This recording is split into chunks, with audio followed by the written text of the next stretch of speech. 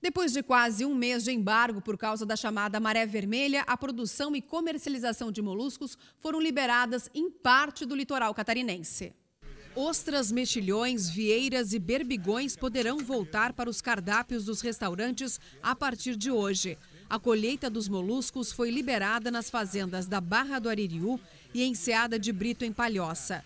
As análises estão sendo feitas pelo IFSC, o Instituto Federal de Santa Catarina. Uma reunião na tarde de ontem definiu essa liberação. Os demais pontos de produção devem ser autorizados nos próximos dias. Santa Catarina tem a maior produção de moluscos do país, responsável por abastecer restaurantes de São Paulo, Rio de Janeiro e capitais do Nordeste, com grandes rotas gastronômicas. Bom, para falar sobre esse assunto, aqui no estúdio do SBT Meio Dia, nós temos representantes das áreas do cultivo, comércio, além de um pesquisador. Uma boa tarde para você. Nós temos o Leonardo, que vai representar a agricultura, né, e a pesca. Leonardo, uma boa tarde para você. Desculpa, o Sérgio, né? E o Leonardo Cabral, que é o comerciante. Bom, nós vimos aí, a gente acabou de ver que 2 áreas foram liberadas ontem, depois de uma reunião, em Palhoça, depois de quase um mês. Um mês, muita gente pode pensar que é pouco, mas o prejuízo é grande. O prejuízo é enorme, né? Na verdade, o que acontece? Os consumidores, eles estão defendidos aí pelo Programa Higiênico Sanitário, né? O programa mostra a qualidade do serviço da ostra catarinense. Ela está monitorada, está comprovada a possibilidade de consumo quando as áreas estão abertas para comercialização. O evento ele foi de uma natureza enorme, nunca acontecido antes, provocando assim um desconforto nos consumidores, né? Por exemplo, nosso restaurante vai para um mês já sem vender a nossa produção, acumulando aí estoques na água, porque o produto que não pode ser comercializado, mas ele continua sendo trabalhado na cadeia produtiva. Os estoques hoje já passam de 8, 9 mil dúzias de ostra e estamos ansiosos esperando a liberação, né? Sérgio, essa medida, ela realmente de interdição, ela realmente foi necessária por causa da maré vermelha, até porque o consumo ele é prejudicial, é uma toxina prejudicial para o ser humano. Sim, foi uma medida cabível. Sim, essas medidas elas estão previstas na legislação, né? A gente cumpre todos os protocolos federais que tem para fazer o monitoramento. E à medida que a gente vai tendo a segurança, né, para liberar os pontos, ou seja, 2 análises negativas no marisco, as áreas vão sendo liberadas, né? São 23 áreas que estavam interditadas, 2 liberadas agora em Palhoça. Por que Palhoça foi a primeira região? Como que fica Florianópolis? Bom, são feitas análises? Sim, são feitas análises. A cada 2 dias estão sendo feitas coletas pela SIDASC, né? E a partir desses resultados que você vai obtendo, a partir do primeiro resultado negativo, ficou acordado que em seguida se faz nova coleta para poder verificar se vai ter o segundo resultado negativo, que aí sim pode ser liberado essas áreas para consumo e comercialização.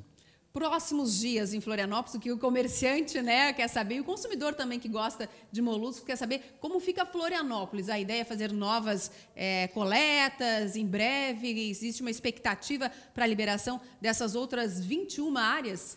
Bom, tem saído resultados, todos os dias tem saído resultados de análise. E hoje está sendo feito coletas, inclusive no norte da ilha, no sul da ilha, ou seja, está sendo intensificado, principalmente naqueles pontos que já deu um resultado negativo. Porque aí fica fácil, se der o próximo resultado negativo, pode ser liberado. Leonardo, a gente está falando das perdas, já soma, a gente tem a informação, cerca de 6 milhões de reais. É muito para Santa Catarina, até porque nós somos o maior produtor de moluscos do Brasil. Os comerciantes, quando for retomada o comércio de uma maneira geral, os comerciantes vão sentir o preço no bolso, enfim, no bolso vai ficar um pouquinho mais cara a ostra, um pouquinho mais caro o mexilhão, como é que vai ser? Vocês vão repassar esse reajuste para o consumidor? Acredito que não, né? Na verdade, o que a gente espera é que a população entenda que essas medidas elas são protetivas, né?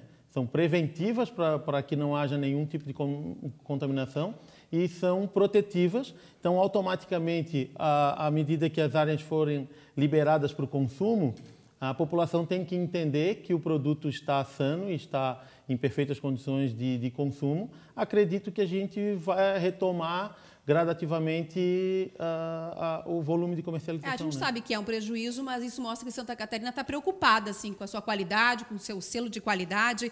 Até mesmo o secretário adjunto, eu tenho informação aqui da Agricultura e da Pesca, falou o seguinte: nós falamos em agricultura de precisão. Temos que pensar também em formas de aprimorar a legislação e pensar no futuro da cadeia produtiva de moluscos. Isso mostra a preocupação também de Santa Catarina com esse segmento, com esse setor tão importante quanto a agricultura. Sérgio. Sim, inclusive essa fala do secretário adjunto, Ayrton Spies, ele foi comentado ontem com os produtores na reunião, que existe uma necessidade de que a gente revise os protocolos de análise, até para que os produtores eles possam ter uma proteção maior e que não, digamos assim, eventos que nem esse, que foi um evento extremo, ele não cause tanto prejuízo aos produtores. É preciso uma garantia. Sim, a ideia é, claro, sempre o primeiro ponto é a garantia da saúde do consumidor. Esse é o principal. Isso aí, os próprios produtores, eles também, porque qualquer produtor que tiver o produto dele contaminado, ele vai perder o mercado. Então, isso é uma proteção também para o produtor.